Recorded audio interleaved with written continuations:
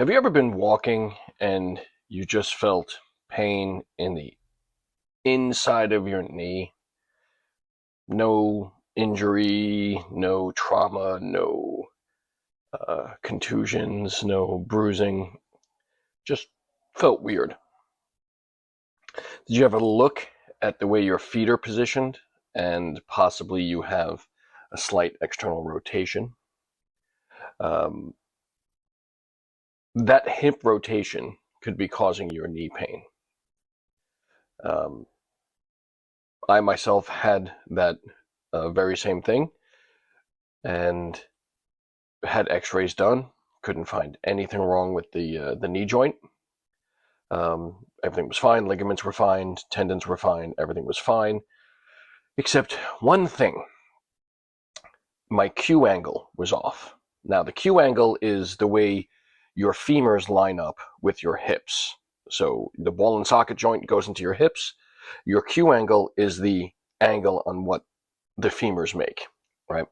Um, my left one, the side that I was having knee pain, on the inside of my knee. So let's take this leg for instance. See, here's the ball and socket joint. So this angle here of the femur, that's called a Q angle. This here, right? This is a left leg. So basically, it was kind of my left leg was rotated a little bit more than my right. So all my pain was right about on the inside of my knee, right here. Because what was happening is my adductor muscles, my groin muscles, right? My internal muscles, the the adduction, they were weak. My glute on my left was tight and facilitated, so it rotated my leg out a little bit and angled it a little bit more. So all of these muscles back here were tight. This muscle was being stretched out and it was weak.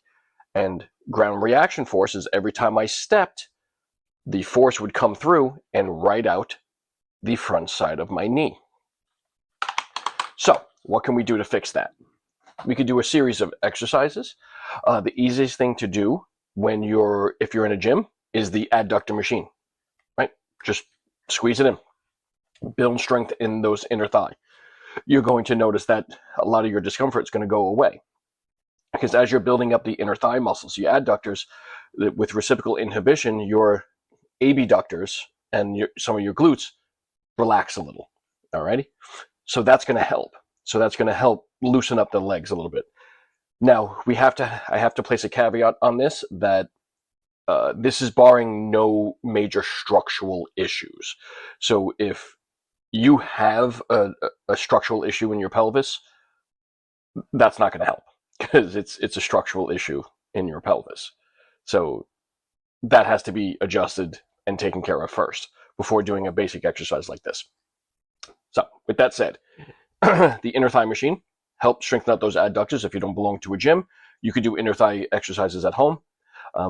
Easiest ones to do are isometrics, like the video I'm about to show you right now.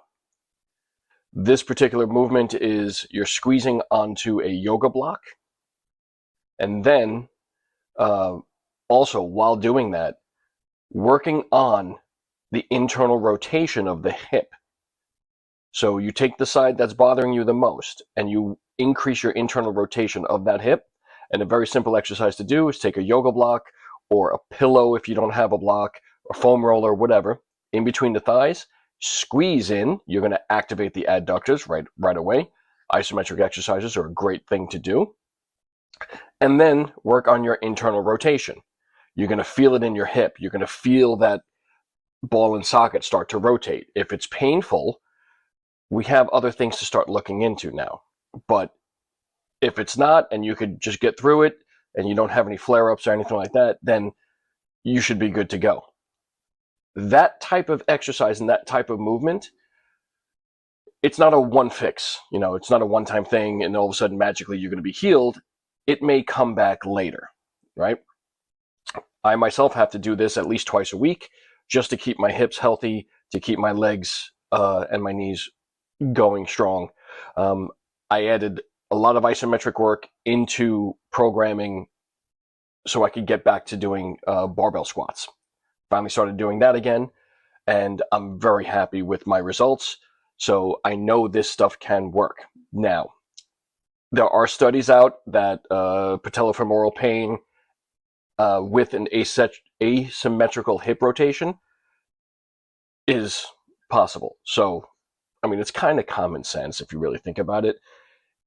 If one side can't rotate as well as the other, you're going to have an imbalance now. Your pelvis is going to be out, your musculature is going to be activated differently, and some are going to pull more than others, and you'll get the result like what I said before, where one side's going to pull out a little bit more.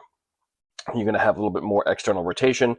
The glutes are going to be activated more, the adductors are going to be activated more, and the inner thigh or the adductors are going to basically be stretched out and possibly weakened. So we strengthen everything, we bring it back together, get some isometric work going there, work on your internal external rotation of your hips, and you get to see your feet. If you walk like duck foot, or if you walk like this, you'll be able to see that start to come back. Hopefully. It's never too late. You can work on it. It may take a long, long time. You're talking about doing this type of movements 3 to 5 times a week for 6 to 8 weeks minimum. Okay? So let's work on that. Let's get our lower half healthy, because if our hips are good, that means our knees will be healthier, and hopefully it'll trickle down to the ankles. And once we have a solid base, everything else should start coming into play. Alrighty? So, thanks again for watching, and I will see you soon.